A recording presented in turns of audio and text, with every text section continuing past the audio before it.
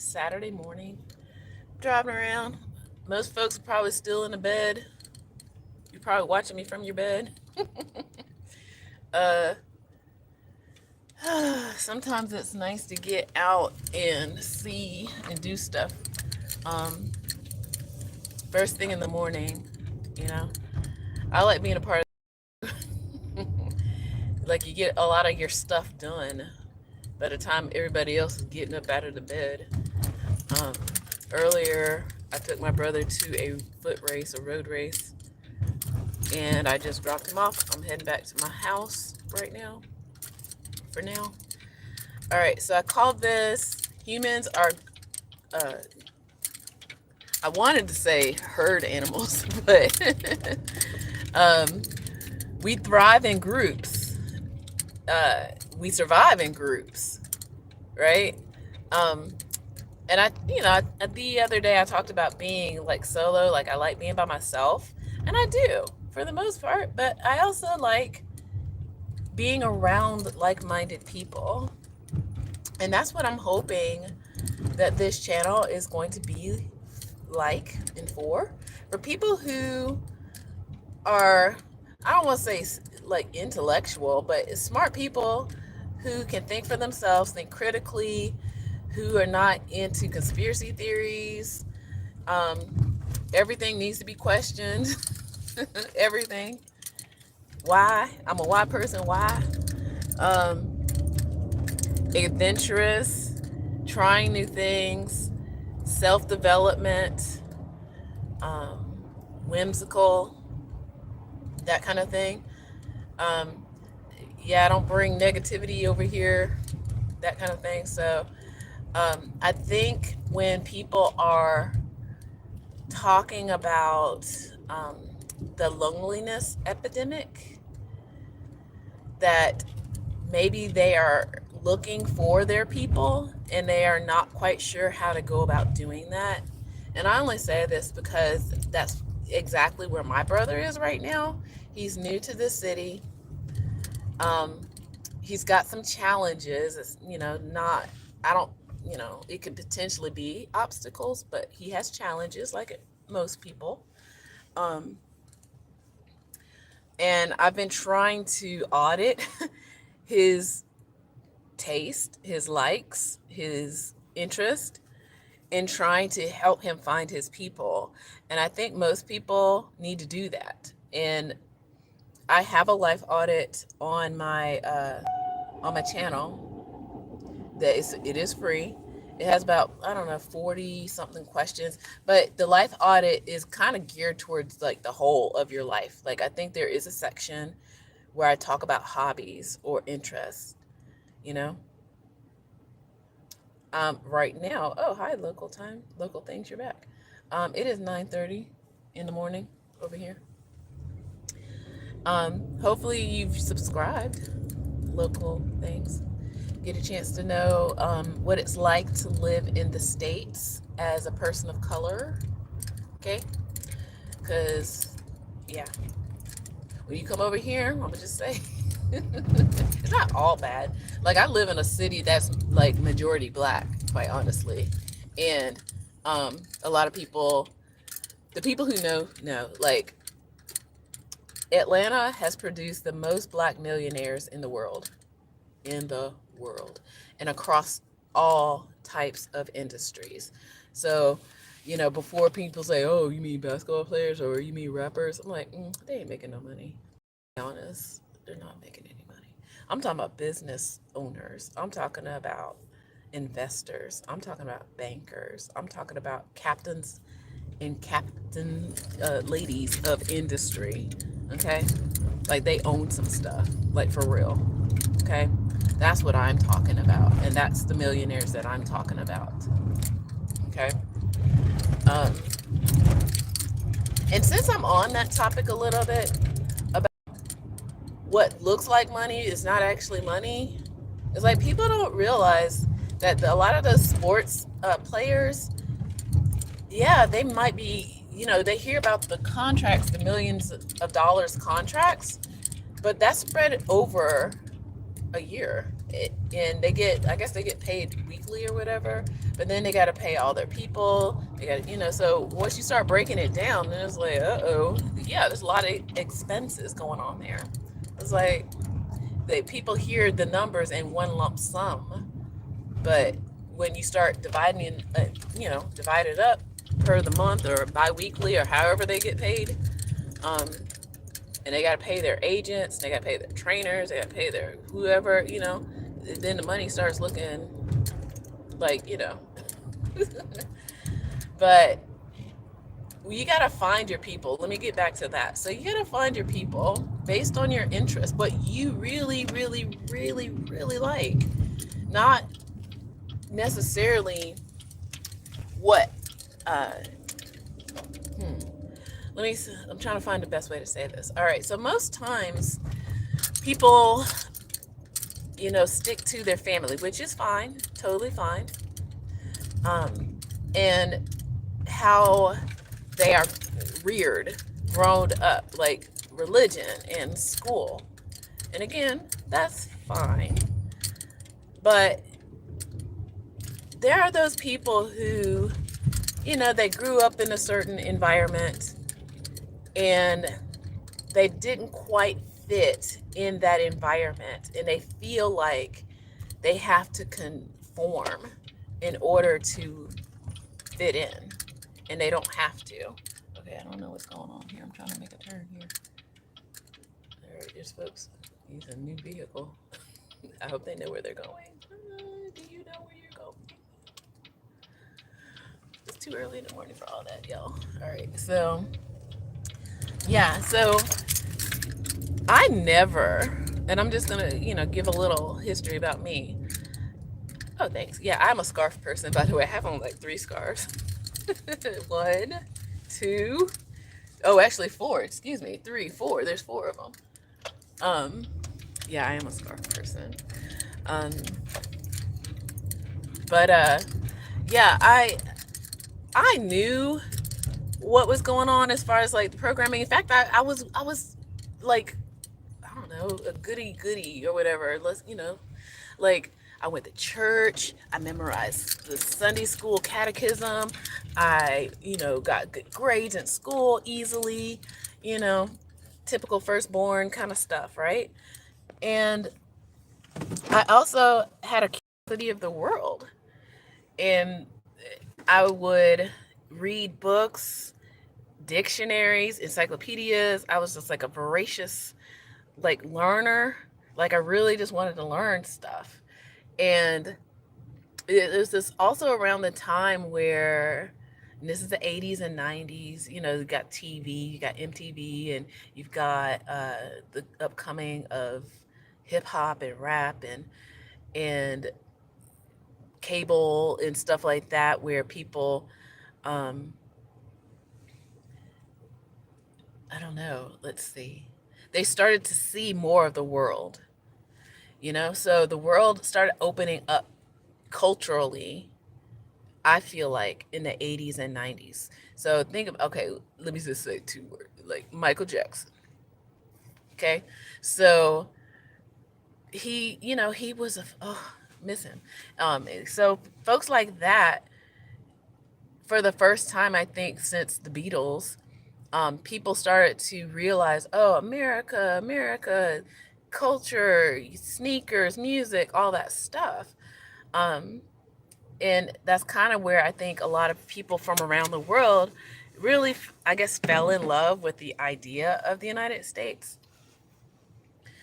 as a distinct culture through music and TV, um, you know, and I mean, I was part of it too, But then I also was a person, like I said, I questioned things. Like I didn't always take everything just as, it was. And I always wanted to be a singer. I always wanted to perform. Um, and I made a vow to myself when I was 11. I was like, I'm going to be a singer, a songwriter. I'm going to do it. And I did it. And I made a plan for myself. So that was me in my childhood, knowing how to plan your life, Okay. I knew I needed to get an education in music. I need to learn as much as possible. So I would go when I had a chance to go to the library. I would always get biographies on other like uh, musicians and singers that I knew, not just be a fangirl, but to actually learn.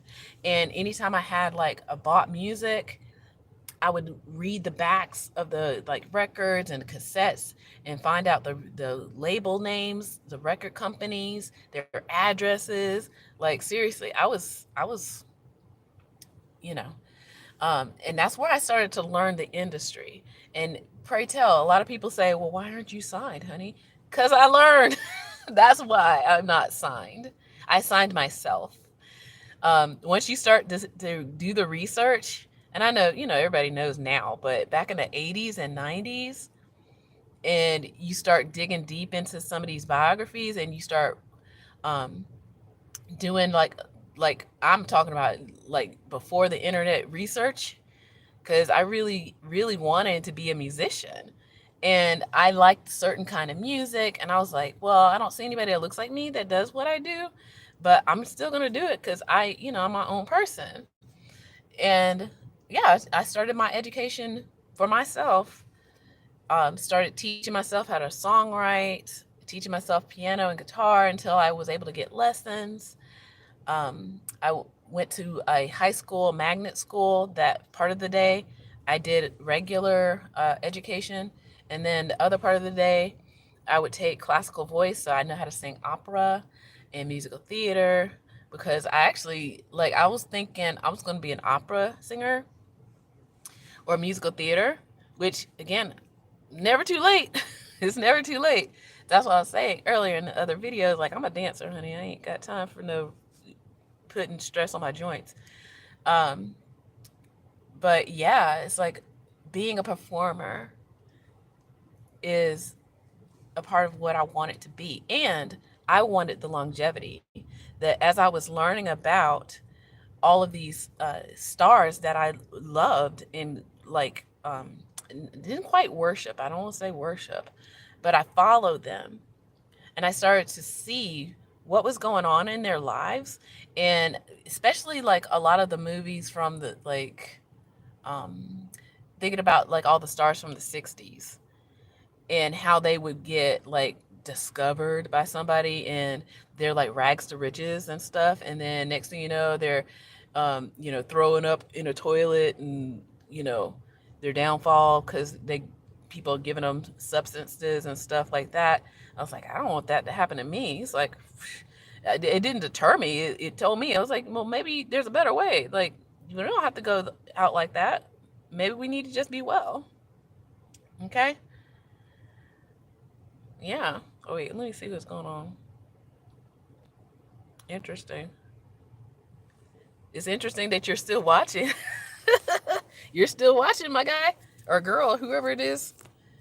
So, yeah, it's like I knew I wanted what I wanted, and I wanted it badly enough to educate myself, you know? And everybody has that aspiration or whatever, and they think that it's a dream, and then people are telling you things like, oh, you can't do that because you're blah blah blah blah blah. I was like, well, I never listened to them, just like I'm not listening to whoever this person is. um Interesting. Wow, you born in 92? Oh honey. You're too old to be putting yourself into those kind of things. All right, so but yeah, it's like I learned. I taught myself this industry to the point where when I finally got to Atlanta, um, and I took yet another course in a class, because I was taking correspondence course. Like seriously, I was like for real.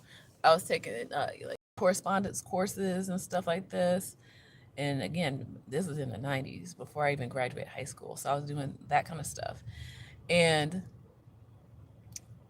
by the time I took or did my research on music industry, because I was like, I'm baffled as to why, if music And the arts are so important to people. Why aren't there degrees out there? Like, yes, you can get a degree in music.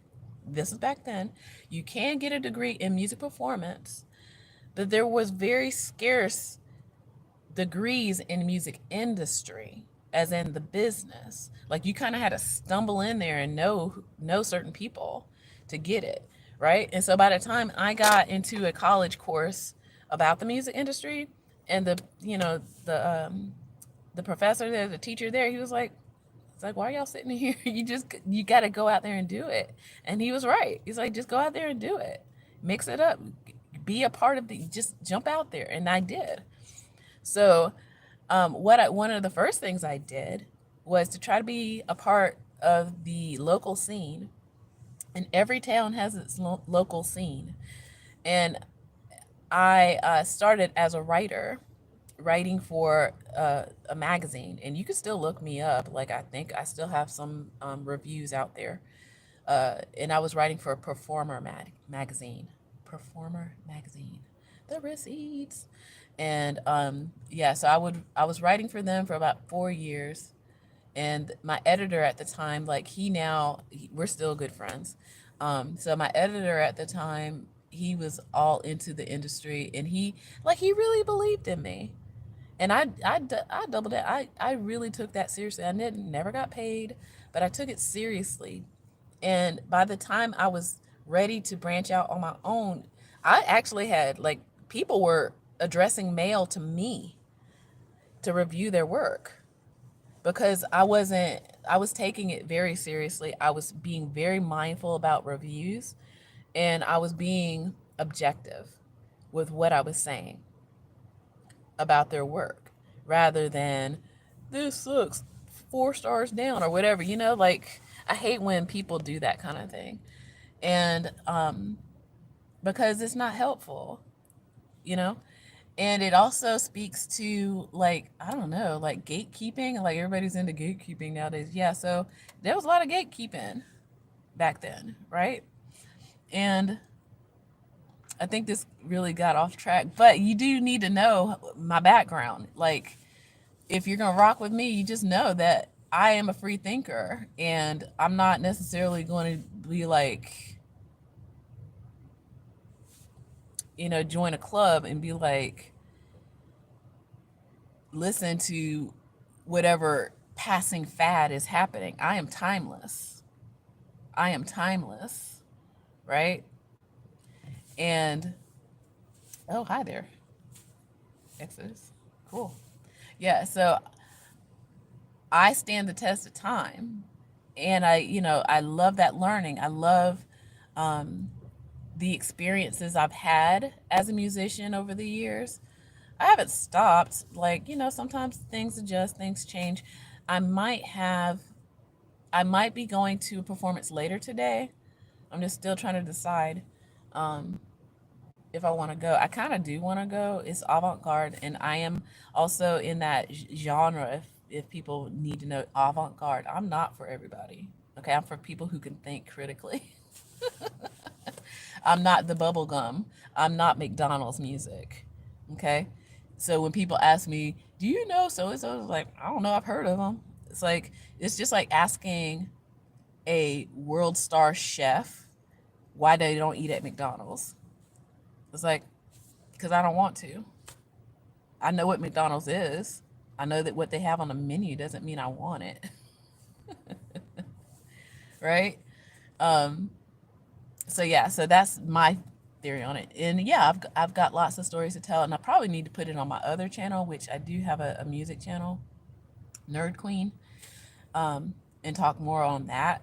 But the subject of this is, you got to find your own people. And you can't just say, well, I listen to this kind of music, so I need to only hang out with these kind of people, or I do this kind of thing and I need to only hang out with these kind of people, when you really haven't given yourself a chance. This world is infinite. Yes, nerds do rule, and that is my stage name, Nerd Queen. So yeah, it's like, you give yourself a chance to discover who you really are, and then find your people.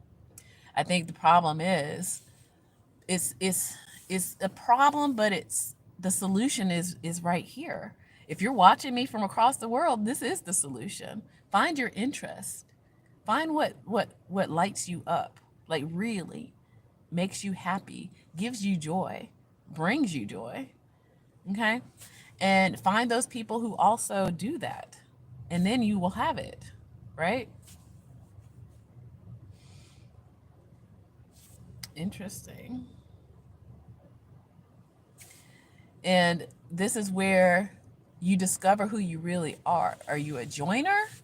Are you a joiner as in online? I'm just looking, I'm bored out of my mind. I'm hyped up on dopamine scrolling, and you just happen to see somebody that you want to troll on? Or do you actually want to live a life? You know, some of these folks who are on here right now, that's all they do all day. And they're hyped up on dopamine because they're addicted to their screen. What I'm going to do, I'm going to go into my house that I got a mortgage on and do some creative work, do some administrative work, and then I'm going to go to my other home, my apartment, and pick up my brother, and we're probably going to go do something else. And then after that, who knows? Okay? As an educator, I've seen a lot, know a lot. Got to toot your own horn sometimes. I live a happy life. I'm okay with not being a follower, right? A trender, like somebody who's following trends on the TikTok and the face crack and all the other things. Like I gotta do the dances, I gotta do the things, I gotta get the likes. It's like I don't care. I don't care. I don't care. But it's just so funny. It's like people make it a, a passion to troll when really they feel bad for themselves. They're sitting there trying to get reactions out of people who have complete emotional intelligence because they lack it. Yeah. And so this channel is about personal development. It's about standing true for who you really are and making no apologies for who you really are and not being a follower, you know? Not being a follower, as in, I gotta know and people are gonna judge me if I don't wear the right clothes. People are gonna judge me if I don't have the right phone, the right $1,000 phone that I gotta have. Oh my gosh, they're sucking out my money. Like I gotta have the right kind of clothes. I gotta say the right words. I gotta say the right slang. Oh my goodness, the right kind of slang. I gotta say it. Yeah, I gotta impress people that I don't even know. Oh, I gotta drive the right car. I gotta wear the right. I gotta have the right sports team. I gotta play the right video games.